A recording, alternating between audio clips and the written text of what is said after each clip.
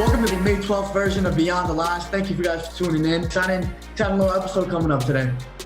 Yeah, man. Episode 4 is here, man. We got some good things. I'm ready. I'm coming in hot today, Felipe. I'm coming in real hot with some good takes, and it's gonna be you're gonna feel some heat from me today. We back on this 2 episode a week grind, so man, I'm excited about it, and it's the start of another week.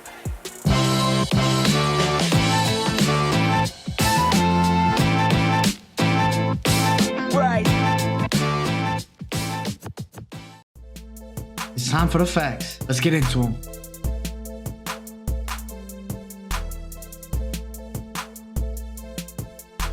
Number 1, pay the damn kids. So Zion Williamson is being forced by his former marketing representative and her company to admit that his mother and stepfather demanded and received gifts, money, and other benefits from Nike, Adidas, and Duke to influence him to sign with the school and wear Nike and Adidas products.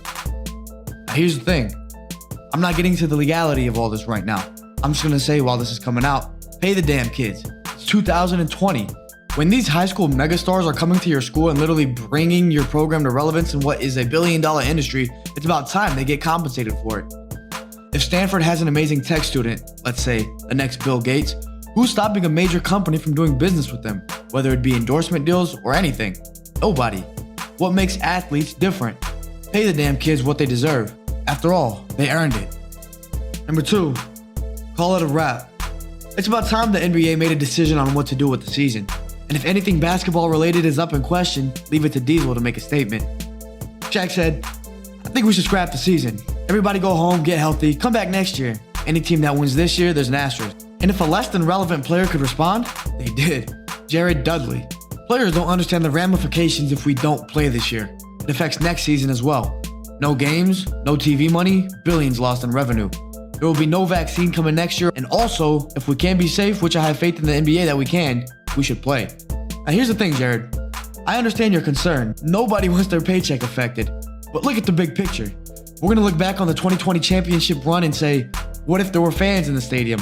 How would that have affected things? How would a full season have affected so-and-so? Would the results have been the same? What if this? What if that? You really want to get involved in more hypotheticals than we already have in 2020? The NBA plays the long game. It's a sport that has steadily ascended since the 1980s, and there are no signs of slowing down. And we're supposed to risk that reputation by listening to a player averaging 1.5 points per game this season? Get someone louder to talk. Number 3, Joel Embiid to the Heat for Tyler Hero, Bam Adebayo, and Duncan Robinson? Miami, don't do it. Look, if you're Miami and you have this young core of vibrant, energetic, and ascending talent, you're really gonna give it away for a crybaby that talks shit, doesn't back it up, and can barely stay on the court? I get it. He's big, athletic, swift, and dominant. The problem is everything else besides that.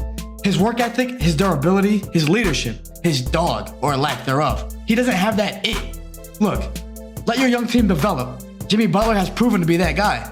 The young core fits perfectly with him. Jimmy had problems in Philly already when playing with Embiid, and you're considering a change? Nah, keep it locked and stay ascending to the top. Number 4, MJ would have dominated in today's NBA. Shaq said it. We've heard it many times before, except from the youngins who believe LeBron is the pinnacle of today's NBA. All I have to say is that this isn't Bill Russell making a statement. It's not Elgin Baylor. This is a player who played against Jordan in his heyday, with and against Kobe in his, and with and against LeBron in his. He also shared some time on the court with Kevin Durant, James Harden, Steph Curry, and others, although it wasn't their primes. If The Last Dance showed us anything, it's that there was never a player like MJ until he came into the league, and there hasn't been one since. The dominant defiance of 6 rings in 8 years still reigns heavy, as does making a 47-win team into a record-breaking 72-win team with a mere difference of 1 player. Put him in today's foul-driven 3-point shooting NBA? Sheesh. If we should listen to anyone, it's Shaq. Number 5, Steph Curry is poised for another historic year in 2021. Yesterday was the 4-year anniversary of the NBA's first ever unanimous MVP, Steph Curry. The dude averaged 30 points per game, 7 assists per game, and shot 50% from the field, 45% from 3, and 90% from the free throw line. Literally, video game numbers. I don't think we talk about it enough. Steph was a cheat code. Offensively, we had seen nothing like it since Ernest himself, Michael Jordan. He broke the 3-point record, which was set by himself that previous year by 116. The kid made 402 in a season at 45%. Say what you want about him defensively, but offensively he's a juggernaut. And what was the difference between that 2016 season and the ones that followed? Kevin Durant. Well, he's gone now, and Steph's had the time to heal from his injuries. Whenever we get a chance to see Steph again, should definitely be interesting.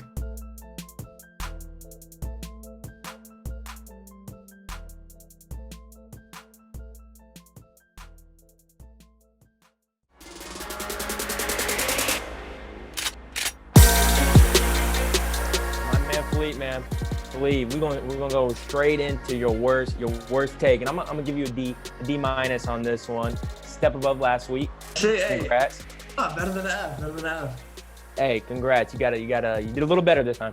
But you agreed with Shaquille O'Neal when Shaq said, I believe, over the weekend that the NBA should just scrap the season, and if they do resume, the NBA winner would have an asterisk.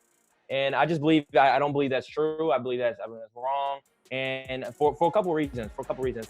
First one I believe is I think as left field this might sound, I think with the Last Dance documentary, all this, I believe when people get the ammo to want to discredit LeBron, I believe they take it. I believe some people are worried that he might get his fourth title. It might be left field, but I truly believe this. People don't want to.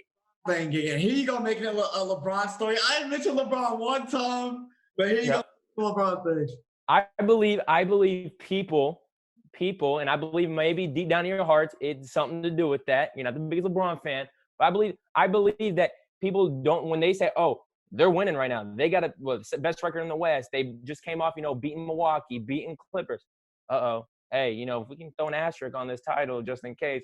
Because I guarantee you if Kawhi wins or Giannis wins, there ain't going to be no asterisk come whatever, if the season resumes in September, August, whatever, when that comes. Another point is, why would there be an asterisk if – I think it's going to be harder. I think the team that actually wins the title this year – it's going to be more difficult because one, you're in a neutral site. You're going to be in a neutral site, right? So there's no home court advantage. The momentum shifters in a game is real different. You don't have the crowd, because crowds are big. You don't have them swaying you. You don't have the momentum from the crowd, it makes it a lot harder. And another thing is we're gonna really see who's been grinding or playing video games, because you can't tell me, $1 million athlete can't work out or go to a gym. We all know that. We all know they could be working on the game. Plus, they're going to have a month. They're going to have 4 weeks, maybe even 5 weeks before the season starts, to get the groove back and to get back rolling. All right. So, number one, of course, you had to bring this to LeBron like you do it. I believe it. LeBron. I believe it. But look, Shaq was the one who made the quote. So, you think Shaq has a personal vendetta against LeBron? He said some. He's not the biggest LeBron fan either. Oh, okay. I mean, look, man. It's not just LeBron or the Lakers that would have an asterisk if they won. It'd be any team, because you look at it. I don't believe that. You could look at different circumstances. Some things will be harder, some things will be easier. But at the end of the day, the most grueling part of an NBA season is playing 82 games. Okay, tell me this then. Are we calling when LeBron won his first title during the lockout? And are we calling that an asterisk? And are we calling the 1998 Spurs title an asterisk? Because they played 50 games. LeBron then played 63 in 2012. So are those asterisks now? Why don't we talk about those? Yeah, see, those aren't asterisks. Okay, but it's completely different because you had a steady flow from the beginning of the season and to the playoffs, through the playoffs, until the championship. This is you put a break in the middle of the season. That's when your body is getting after it. That's when you start. And nowadays, all these players taking their games off and everything like that. That's what it is. So now you give them a break, and now you're coming right back. I don't necessarily hate that you're giving players time to recover and stuff like that, but it is different from 2016, Steph Curry's MVP season. If he had that break, throughout someone in 173 games, would he have not gotten hurt in the playoffs? We know he played that whole playoffs hurt, right? Yeah, but if he had a break during the season, he'd have gone into the playoffs at MVP caliber, stayed healthy the whole way, when that would have been a different NBA final series, probably with the healthy Steph Curry against LeBron in Cleveland. He wasn't beating LeBron. LeBron. Curry's shown us, man. But everybody's got the same. It's everybody though. So it's not just one person, two people. It's every team. And the reason, like, I feel like we're really going to see it's going to be based off really executing the game plans. It's going to be really about executing what your coaches give you, beating that guy in front of you, making the right play. It's really more so than ever if they resume the season. Every play is going to be so much more important because of the circumstances. Obviously, we have everybody is healthier, so I think that gives everybody almost, hey, it's a free shot. It's going to be harder. It's just going to be tougher to me. And I believe when it's tougher, that shouldn't be an asterisk because we're really going to see who gets down.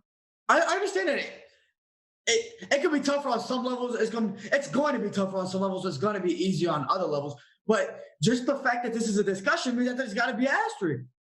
The fact that we're talking about it makes it's not conclusive. So then if it's going to be a discussion for the future, it's not lo and behold like 100% for sure that this is just as difficult or it's harder and we can evenly compare it with any other season. We know for sure we can't compare it with any other season because it's completely different. So just the matter of fact that it's a question, I think that doesn't.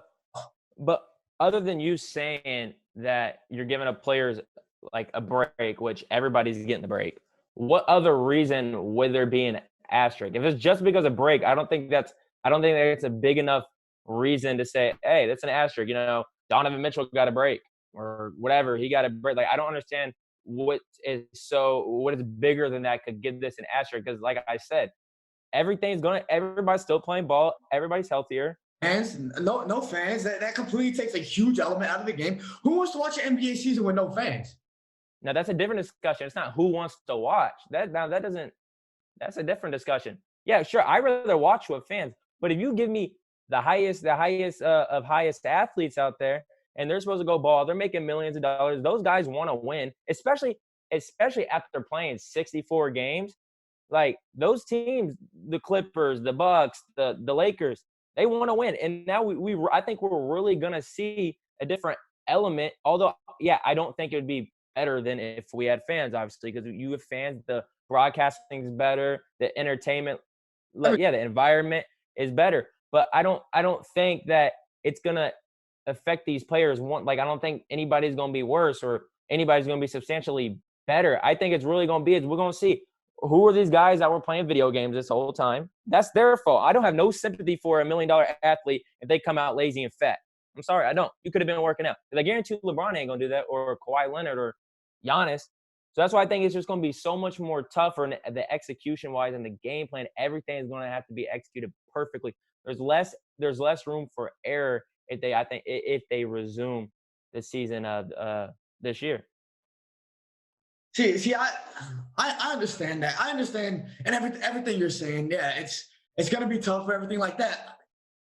I don't see. That's not the question with me. Like that's not what I'm questioning. That it's not going to be tough. That's necessarily going to be easier. It's just all the different factors that are going to change. That just makes it different than any other season. When we're talking about, yeah, every team is going to have to deal with the same thing, but that's this season. I love looking at the NBA at a greater standpoint as far as history and how can we compare. It's already difficult to compare eras, right? It's already difficult to compare today with 1995 or 1973.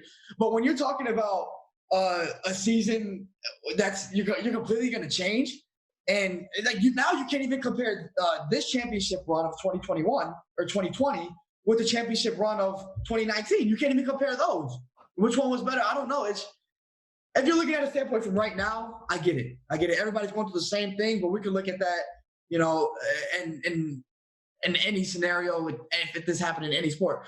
But from a greater perspective and from the NBA's reputation of constantly growing a fan base and basing that off of what's happened in the past and what's been happening and what's going, how we're going forward, I just think it'd be more damaging to the NBA reputation than it'd be beneficial. Like we don't need to finish this season off. And yeah, it does suck for players right now who have a chance to win a title, but at the same time, it's not like it's definitive. Like, do you think it's definitive? Who's going to win NBA Finals this year? No, I don't think it's definitive. I think it's between Lakers, Clippers, the only two teams for me. If it was the past few years, then you can almost say, it's the Warriors probably got robbed of a championship because of this. this year, it's up in the air. It's the first year we really have that kind of balance with the Clippers and the Lakers and the Yeah, West. but that doesn't that wouldn't take take away the fact that a team would be robbed. Now, I wouldn't say robbed because it's not just the virus going on. We don't know which So team would be. We don't know which team that would be, though. Is what I'm saying. yeah. But it would be some team. Like we could say, hey, LeBron could have, he's older, was in a groove, or we could have said Kawhi, he's in the middle of his prime, might be one of the best. He's on his pace. He went three with three different teams like LeBron. But this is why I give you a D minus out of F, because I would agree with you if they came out and did 3-game series. I would agree with that because these are all NBA athletes, so you can get one anytime. You can get beat on any given day. So if you're a Memphis playing Lakers and you take a game 1 and then you go back to Memphis or something, however they do the scheduling, you need one more game. You know what I mean? So I would agree with that if it was a 3-game series. But if they go back to a 5 and a 7, I don't think it's damaging to the NBA because it's the circumstances that we have to battle with and that we have to maneuver around. I don't think we should give an asterisk because something has happened and we got to be like, oh, well, it's not the norm. We don't like this. Let's toss it an asterisk. No, the NBA, these are professional sports. They're going to be clever. They're going to be crafty. As much as that it might not be what we see, seen in the past. I just believe based off the skill factor on the court, it's going to be tougher regardless of the environment they're in. And you think it's fair to compare say the Lakers won the 2020 NBA Finals. It's fair to compare the 2020 Lakers with the 2010 Lakers. We've seen 66 games of them.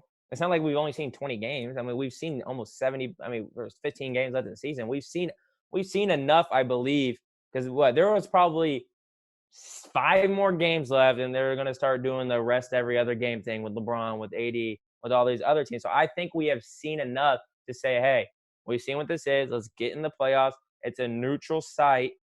It's the best man win now. Well, yeah. At the end of the day, basketball is basketball. So I'll give you that. So you might have a point. Now I wouldn't necessarily. I would love to see basketball. I don't know how it would be different without fans and stuff like that. But just from a mindset of it makes it even harder to comprehend within history. That's what I don't like about it. But hey, I'm not complaining if basketball comes back. Yeah, I want it back too. So let's hopefully cross our fingers that we get it back. Getting right into your best take, Felipe. Your best take, and I totally agree with this one. I'm gonna give it around. I'll give you an A minus. An A. I'll give you an A. We both agree on, or you said, since rumors are coming out, hey, Joel, not really a rumor, but just a thought. Joel Embiid trade for Bam Adebayo, Tyler Hero, and Duncan Robinson. Right. And I'm tired of all these. I think Joel Embiid has become the most overrated player in the league. For me. For sure, 100%. I think he's become the most overrated player in the league, and he's got skill. It's not like I'm saying, this dude's garbage, because he's not. Like, he's got skill and all this. But why Bam Adebayo is? We saw what he did to Giannis. That man is a 2020 need now. He's 6'9", can play center, about 240, can move, can catch lobs, and he's young, and he's still got time to develop in a more polished offensive game. So I think he's a really good player that all coaches, I think every single coach in the league would want. Yeah. Would love to have. Duncan Robinson's already one of the best shooters in the league. He's a great shooter. And Tyler Hero, as much as I think he's a okay, but as much as I think he's a kind of a douche, but he's a good player. He's got promise. So why get rid of 3, those players for somebody who I think doesn't have the desire to win? I don't know how great their work ethic is. Like you said, I don't know if his work ethic is great. It seems like he doesn't really care about winning all that much. And like you pointed out, that he already played with Jimmy. Right. He already played with Jimmy Butler, and Jimmy Butler don't rock like that. He don't rock with Embiid with the poutiness and the not working hard. Oh, 100%. I mean, you really hit it there. And why are you giving away 3 young and not only is it 3 young players who are young and vibrant and bring you that talent. And they give you the energy you need to succeed. And kind of like when we think about talented teams, you have that. You typically you're gonna have that one player who's that guy who runs the show, Right. and these young players fit around that and mold around that. And not only do they improve through like the guidance of that player, but they give this a lot of times older veteran the youth, and Yeah. the energy that they need moving forward. So to be able to get rid of that, what you have, and it's proven to be very successful. How many games they barely lost at home this year? I remember they had a crazy Yeah. home. They have a good. They have a great home record. They have a great. That's the Miami. That's the Pat Riley effect, though. It's grit and grind. The Spoelstra. You get down there, you're gonna have to work, and that's the thing with Embiid is he. That's why Jimmy went there, and because that it's real. He said it's real down there in Miami. And Jimmy left Philadelphia, and the one thing he said about that was nobody was a leader. Like you didn't know who to listen to, and Jimmy's that guy. So I like on a different side note, I don't know why Jimmy didn't become that guy. Maybe it was like a contract situation. He was on a one year deal there. Everything there, that trade or whatever. But being in Miami, he's able to be that guy. And Eric Spoelstra's talks so highly about him, and he loves it there, and they're having success there. And you do have this young core, and Tyler Hero is a great shooter. I mean, I know all the comparisons to Klay Thompson when he was coming in; those might be a little lofty, but he's a great shooter. He can play. Bam Adebayo is like it reminds me of Hassan Whiteside when he first came on the scene, just as far as athleticism and the energy. Better defender though, way better defender. And I mean, look, man. When you have something good, it's why would you break it up? It kind of reminds me of the Thunder a little bit when they got rid of James Harden. Now that's a little bit different, and James Harden was it was a different situation, but at the same time, it's the same as in you have a good team with a lot of good pieces. Keep it the same unless, which was the case with the Thunder. James Harden. You knew they were gonna have to pay him and everything. James Harden was gonna want out, kind of wanted a bigger role for himself. This isn't the case with this team. So why would you ruin it on your own terms? It wouldn't make sense to me. No, yeah, for sure. Yeah, for sure. And Joel Embiid, he's too inconsistent. You're 7 foot or 6'11", whatever you are, 260 pounds, 80 pounds. And you shoot too many jump shots, shoot way too many threes. You have too many games, or you have great games, and you'll come and have a bad game. And it's too much. It's too much of inconsistency for me. And I think they're better off when we've seen Embiid out of the lineup. Ben Simmons has exploded. I think they'd be better with actually trading Embiid instead of Ben and keeping Ben Simmons. But now a thing I would say is if they did trade Joel Embiid for to the Heat for those three guys, Adebayo, Robinson, and Hero, even though with all this said, I don't think it makes Philly or Miami really, but I don't think it makes Philly that much better because with the Ben Simmons, none of those guys are create your own shot guys. I mean, you just argue Tyler Hero, yeah, he could be. Yeah. But you don't have that. You don't have that guy, and Ben Simmons isn't that guy, especially when it comes fourth quarter time because he can't shoot, obviously. So I don't think it's really I think it's a push in a way. I don't think it really sets them over the top. I also don't think it sets Miami over the top if you get Embiid.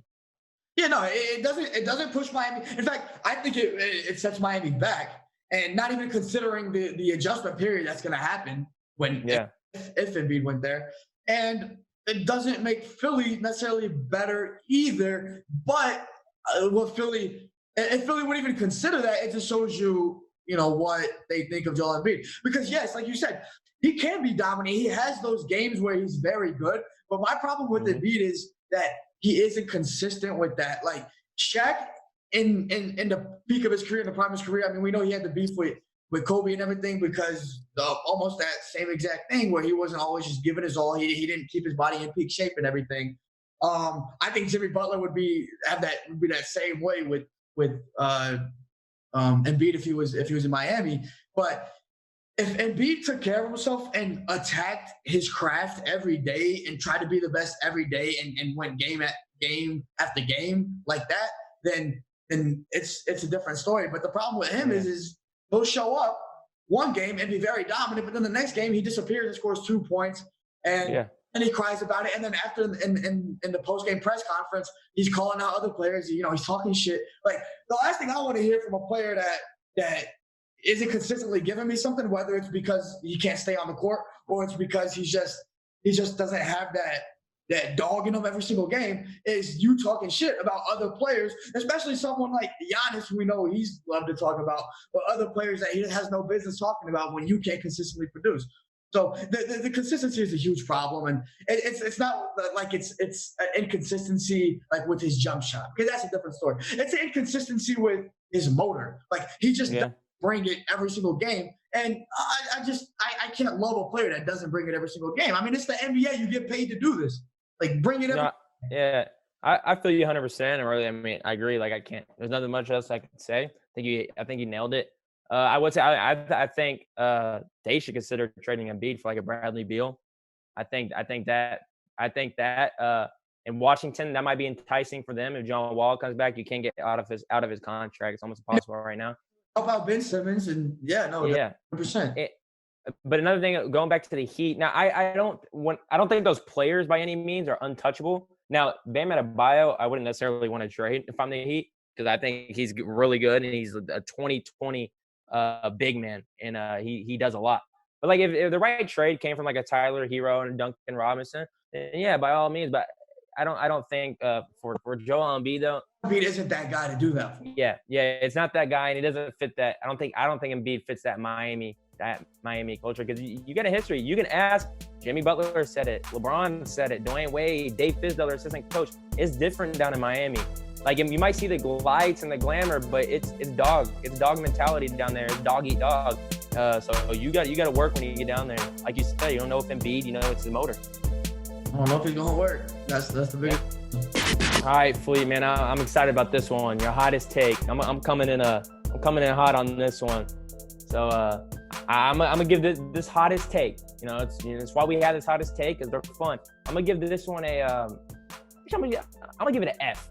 An F. All right, I'm gonna give this one an F. You believe, like everybody else, apparently, believes Michael Jordan would average 45. I've heard 50. His agent said 60. But you think, yeah, he can get 45. You know what this is, Felipe? You know what this is? You know what you're on right now? You're on a heavy dose of recency bias. That's what you're on right now. That's what you're on right now. That's all it is. That's all it is. We got The Last Dance. We got, Michael's not really out on the scene like that. But now, we got The Last Dance, showed him who's boss and how good he was. But here's the thing. With the 45 points per game thing, people want to say, I got some points for this, that, back then, or nowadays, the pace is higher. There's more possessions. The pace is a lot higher than back then. It's more up and down. It's actually false. Collectively throughout the decade, sure. But in Michael Jordan's highest scoring year in 1986-87, when he averaged 37 a game, the pace of play was 100.8. 100.8. Today, it's 100.2. So relatively the same, actually a little more. So therefore, there's no more possessions for Michael coming. Like people want to argue if he gets more possessions. That's actually a lie. You're not.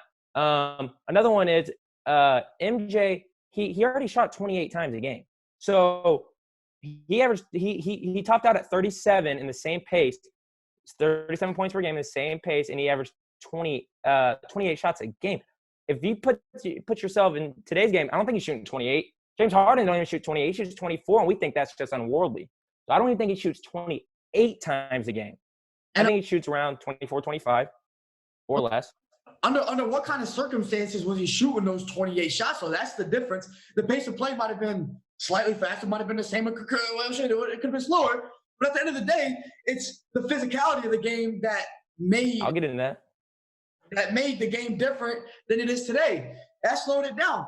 James Harden averaging mid-30s, whatever he's averaging nowadays, is getting half his points from the free throw line. Jordan wasn't, because today, if James Harden gets touched today, we're talking about today's game, and James Harden knows how to He's manipulative. He manipulates the refs. Knows how to take advantage of it and everything. So if basketball was played the same way it was back then today, then he would get even more, right? But think about Michael Jordan playing today.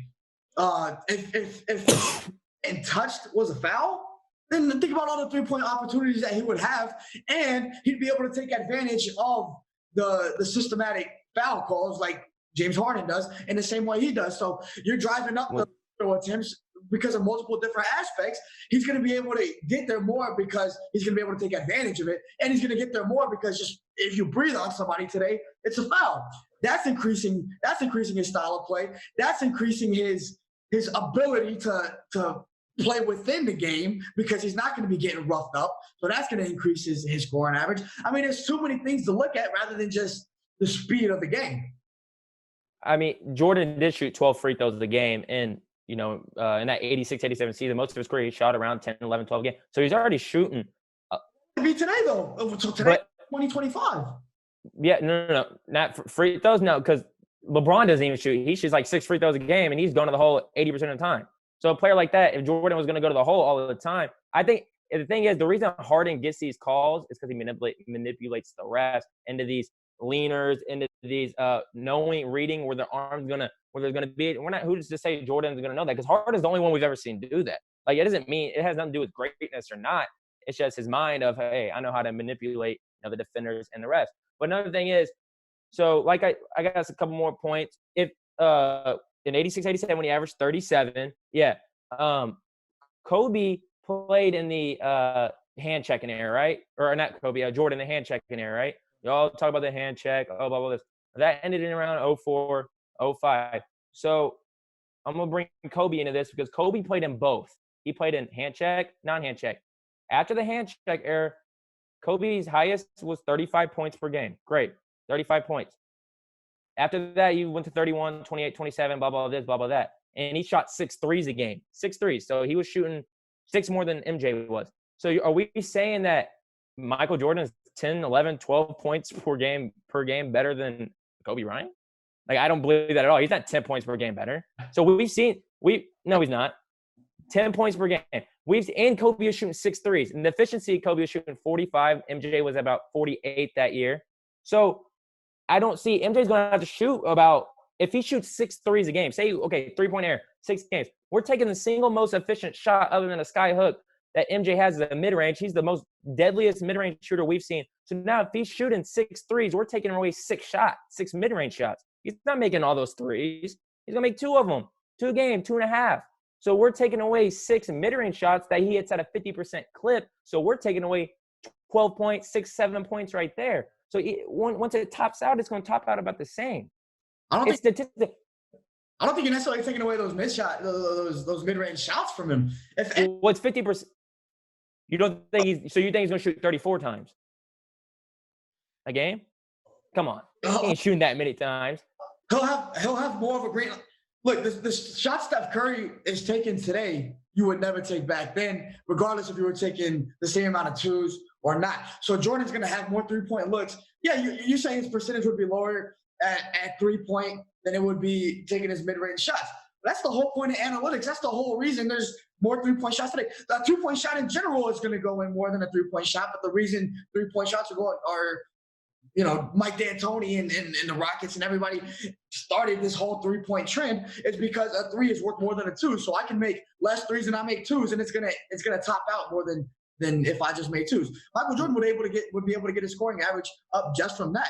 And the Kobe comparison, I mean, look, the player who made this statement is Shaq. I know we've heard it from many different players. We've heard it from Shaq. We've heard it from others. But Shaq played with Michael Jordan in his prime when he was on the Magic. He played with Kobe in his prime, and he played with LeBron James, you could say, in his prime, in the beginning of his prime. I mean, LeBron was already MVP. So he's played with all these players. He's crossed paths with Steph Curry, with James Harden, with Kevin Durant in the time that he was a player. So he's seen it. He's seen it all. He's seen Michael Jordan do what he did. He's seen Kobe do what he did and LeBron do what he did. So I think a player, it's not like Bill Russell saying that. No, it's not Larry Bird saying that. It's not even Magic saying that. It's Shaq saying it from a standpoint of a player who's played with all these guys. Recency bias. When you look at, there's no way to logically or there's no way to really compare eras, right? Like, hey, like we don't know. It's all hypothetical. It's all theory. So only way you can do it is by statistics. Technically, is hey, statistically now. Let's go back to statistically back in that day, and then compare. That's really the only way you can measure because everything else is hypothetical. So I just don't believe Kevin Durant nowadays, and not Kevin, nowadays in basketball, there's more 3-point shots, right? There's more players who are coming off screens for 3-point shots. So there's more looks. Oh, this guy's going to be open now. There's more screens. There's more pick and roll play. So it's a lot less isolation collectively around the league. So to say MJ is just going to have the green light and go shoot 30-some times a game, if that's the argument, hey, MJ is going to shoot 34 times a game, that's fine. He can average 45. Guess who else would average 45 if they average 30 shots? Kevin Durant. Guess who else? I guarantee LeBron. LeBron never hit. He's at 20 once. Kevin Durant tops out about 19, 20. If those guys shoot as much as them with their efficiency, they're going to do the same thing. So if we want to argue he's got the green light, he's going to shoot 100 times, then yeah, he's going to score 100. He's going to score 45 points. I truly believe that. I think he will. But he's not. He's not going to shoot that much. It's a different league. There's more ball movement. There's more. There is more ball movement, but so like you think, because what it comes down to is this, exactly what you just said, that yeah, if Kevin Durant was able to take as many shots as Jordan would if he was taking that amount of shots with that high volume and everything, that Kevin Durant would be able to get 45 as well. That's why I disagree. I don't think so. I think Jordan would be able to be more efficient and score more. Yeah, he's not more efficient than Kevin. They're about the same efficient. Kevin Durant's up there with the great. If you want to argue Kevin Durant's greatest scorer ever, I wouldn't argue against that from anybody. 7-foot shooter, shoots over anybody, shoots better 3-ball shooter, and post up. And I would agree with that, but like you said, it's a bunch of hypotheticals. My point is, Shaq has played with all these guys, so from his standpoint, it's not merely a statistic. I'm looking at statistics and trying to compare errors through statistics. He saw all these guys with his own eyes, and he played with them, and he saw himself how these guys. Yeah, but that could just be fandom. Like if you play with somebody, it could be fandom. Like it doesn't mean it's necessarily true. It could be because you like this guy more than that guy. Like I guarantee. It holds more weight than a random analyst who didn't play the game looking at stats and saying this could happen or this couldn't happen. I mean, well, not really, because we're talking about it. I mean, analysts, they know their stuff too. Yeah, sure, it might not hold the exact same weight, but not all NBA players or athletes know the sport. Like not a lot of them. There's some people out there who just say outlandish things, and like so analysts can know more. But just because Shaq said it, I can go find. I guarantee there's players who agree that he hasn't. He wouldn't average 45. Oh no, he wouldn't average 45. It's not logical. It's not. And another thing, here's this other argument I have for you. If Kevin Durant, like y'all say, would average 45, does that make? Because back in that 86-87 season, and does that make Alex English, who was the second leading scorer, average 29 a game? Larry Bird averaged 28. McHale averaged 27. Now we got to bump them 8 points up, right? So now we got a 45 MJ, a 37 Alex English, a 36 Larry Bird, a 35 Kevin McHale, because it can't be a one-way street. It's got to be two. So that means we got 4. Dominique Wilkins, he's averaging 38 now. He averaged about 29 during that time. Those guys aren't considered the greatest player of all time, though. That doesn't matter, though, because they averaged that in the harder error when MJ averaged it. So that if we're going back today's game, if it's so much easier, like people say, then they should have no problem if they average 30 in the harder error, quote unquote, then they should be able to bump theirs by 8 points like MJ. They can develop. They're great players too. I think the status of being the greatest player in the world, in Michael Jordan's case, just in the same way Kobe was, where Kobe was able to, as he got older and athleticism curved down a little bit, he was able to focus more on his post game, on his jump shots, everything like that, rather than flying through the air. Michael Jordan, I think would be the same thing. I think he would adapt better than these other guys. Larry Bird couldn't hang with the athleticism of these guys today. The difference is Michael Jordan could. Michael Jordan could hang with these guys as far as athleticism goes. You know what I mean? There are a few players who you could definitively say, all right. Dominique, he was athletic.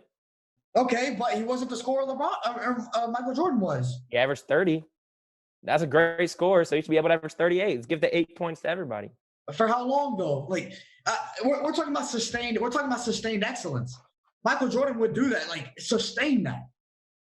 So Dominique, I believe, was around 29, 30, 28, 30, 27 for like year by year. He was up there, and he was a high flyer. I just believe, I'm gonna get this from Nick Wright said this. MJ also averaged 37 when they weren't winning. When they started winning, he topped out at about 31 a game. So he was doing that when they weren't winning. So we assume if MJ played now, he would be winning or be on a winning team. I mean, that's what I guess the hypothetical is. So if he didn't average 37 on a winning team, he topped out at 32 and it was really around 31 for that time when he won. So really, we're giving him like 14 points now. That's how much points we're giving to him. It's just not logical. He's not shooting 30 times a game. He's technically going to be shooting less. He's going to be chasing around shooters now on defense. Legs are going to be more tired. You got to fight through more pick and rolls. And there wasn't even one more thing. There wasn't even a zone back then. It was illegal. Now you might say there's not that much zone in the NBA. There's not that much zone, but there's about 5 to 6 possessions a game now of zone. When he played, it was literally illegal. There was no zone. So these 5 to 6 times a game that teams are playing now per synergy on NBA.com, that could be 5-6 times that MJ is going to shoot the ball. So that right there could take away looks. Not to mention the players are a lot more athletic. Like you even said, athleticism is a lot different. So I just believe it's not logical. It's too hard. He's not shooting 40 times a game. And if he adapts to the three-point shot, he's not changing his whole game to be James Harden. James Harden is the only one that shoots 13 times. Let's quit the comparison with Harden. Because MJ wouldn't do that. Steph didn't do that. It's stupid to shoot 13 threes. I don't think MJ's stupid. Okay, here's the thing. Jordan was a great defender when he was playing. He gave his all defensive when he was playing. It wouldn't change today. It wouldn't necessarily. But the skill level now is a lot different. You got more crafty guys handling the rock. It's a lot harder to defend. It's more tiresome because you got a lot more movement running around. Imagine him trying to chase Klay Thompson for 4 quarters. That takes a wear and tear on you. Chasing Steph Curry, it's a wear and tear on you. He wasn't defending the best player. The best players of that era can hang with the best players of today, I believe. But I don't think it makes it any different. Now, you giving your 100%, regardless of who you're covering. I could be giving my 100% covering a garbage man. I'm still giving 100%, and the energy I'm exhausting is going to be the same type of energy. George's going to be exhausting that same energy. And the only thing that would change would be the style of play of today. I mean, zone defense, man defense, whatever it is, he's going to find his way to score. I think it just comes down to Michael Jordan being the great player that he is and being considered the greatest of all time for most people, with the exception of some that think LeBron is. He would be able to adapt and he'd be able to score easily in a league. I believe he would be able to adapt too. It'd be more open.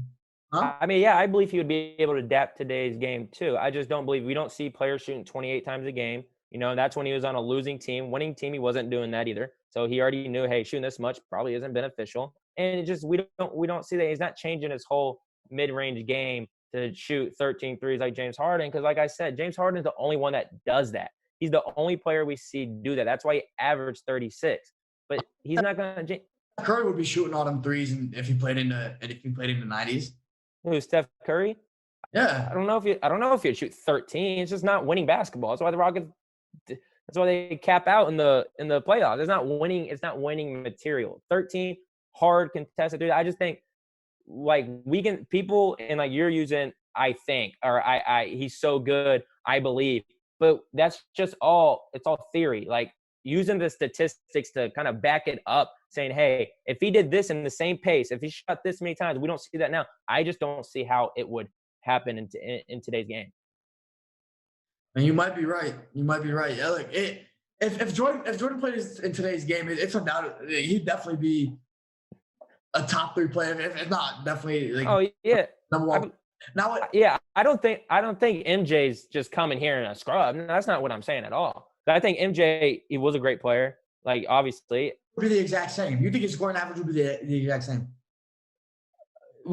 If not a little less. I just don't see. You don't see players just because and this is what, like I said, what Nick Wright said when they were winning, he wasn't averaging 37 in a game. It was around 31, 32. When he was losing, that's when he was shooting those 28 shots, averaging 37. So I believe, he would average probably around, he could average, I don't know how much he'd average, but I wouldn't be surprised if it was 30. Wouldn't be surprised if it was around 33. That's my argument. 45, ain't nobody doing that. Unless you shoot 30 times a game, 35 times, then you could do it. But that's not winning basketball. Yeah, so Tyra Banks was trending on Twitter yesterday for a reason I think is very funny, and I don't think there's too much sense in it. People were kind of getting on her. A couple of tapes leaked or whatever of how she used to be the host on America's Next Top Model. Yeah, right. Kind of guide the models or whatever. And the tapes came out of how she was like a bitch or whatever, and how she was hard on these girls. And she, one of them in particular, talking about some girls' teeth, she needed to get them fixed because they were too far apart, too separated, whatever. What I think is funny about this is, like, of course, in like today in 2020, we're going to be looking back and saying this is wrong. But last time I checked, like, if you're a basketball player and your jump shot is terrible, you're going to have to get that fixed, right? Yeah. Your coach is going to tell you to get that fixed, right? Right. If you're a painter and you're coming up in the ranks of painting and you have a painting coach and you paint something that looks terrible and they say, man, that looks like dog shit and you got to fix it. Right. You probably got to fix the mechanisms or however you're painting, whatever you got to do. You got to make it look better. You got to get better practice, whatever it is. Right. Hey, people can't take criticism, I guess, or critique. So if you're a model, if you're trying to become a model, and there's this woman, Tyra Banks, who's heavily respected in the game and TV and entertainment in general, and she's telling you this, I don't care how she says it. She says, man, you look ugly as hell because your teeth are, you got buck teeth or whatever. You got to get them fixed. You're trying. This is the game you're playing. So get your teeth right. Like, why? No. Tyra Banks for being a coach. It's like all of a sudden because it's a girl and because we gotta make sure, like, oh, let's not criticize bodies and yeah. What's bringing them the cash is their physical appearance. Therefore, what you get judged on is your physical appearance. I think it's just one of those. 2020, another one. Yeah, I agree with you, man. It's bizarre that people could make something about it. Like, come on, like you said, if you trying to be a good basketball player and you don't have a jump shot, go fix it. Unless you're Ben Simmons, that's different. And man, that thing sucks, man. What do? You ain't gonna go cry about it. You know what I mean? Like, the people have different ways of coaching and stuff, but like, that's just to me. My advice is, whoever that person was, don't try to be a model if you can't take a little criticism. Right? So that's simple. It sounds simple to me, man. Like, don't go to school if you're scared of getting an F or you get scared of getting a B. You know what I mean? Like, right. You got to know, like, what you're doing is you're aiming for a certain goal, and if you can't get that goal, which is the whole point of what you're doing it for, then if you get criticism for it, like, just don't do it. Just stop, go do something else. If the point of what you're doing is what you're scared of attaining, and you're scared of hearing criticism that was going to help you get there, then just stop. Stop right there. Yeah, and I feel you. One little. I totally agree. Did you got a little something? Did you watch any UFC fights this weekend? Did you see it? The no fans. I didn't watch it. I know it was super interesting. I thought it was mixed reviews about the no fans and the environment that brought along and everything. But yeah, I watched. I didn't watch all of it. I watched a few. But remember Greg Hardy? He fought old Cowboy, old Panther. Yeah. He fought. I believe. They said he won.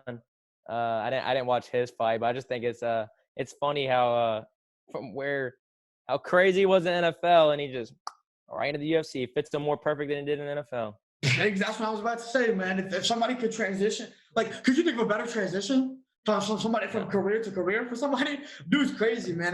Nobody. Yeah, shit, man. He's accused for. Oh, I think he. Yeah, he was. He belongs in there.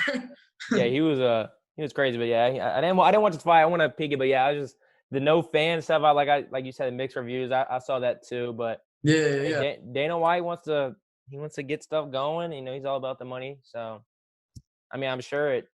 Although, did you see the person that was supposed to fight? I think it's one of the big headliners. One of them. Yeah, the day before. That's the day before. Like, how? It's like, oh shit, the day before, really? Yeah, insane. No, well, here's the thing, they're testing and everything, so at least it does. Like, if any other leagues do want to follow suit, that testing is gonna have to be extremely anal. You have to be on top of it and put in advance before these games are played, because you never know. So I think that's gonna be the hardest part, but that is kind of crazy. And the UFC still made it happen. So if teams can be active like that, then it'll be good. Yeah, props to Dana White and old Greg Hardy. That's it for Beyond the Lines. Yeah, man. great episode today, man. And all y'all fans and everybody out there, you know, subscribe to us on YouTube, like us on all of our social medias. They'll all be in the description below. You know, just hit the follow, man, and we'll continue to bring you great content. Yeah, we're back on this 2-day week grind. We're up on Friday. Gonna bring you some good content. Whatever happens this week, definitely gonna be talking about it. So stay tuning in. Yes, sir.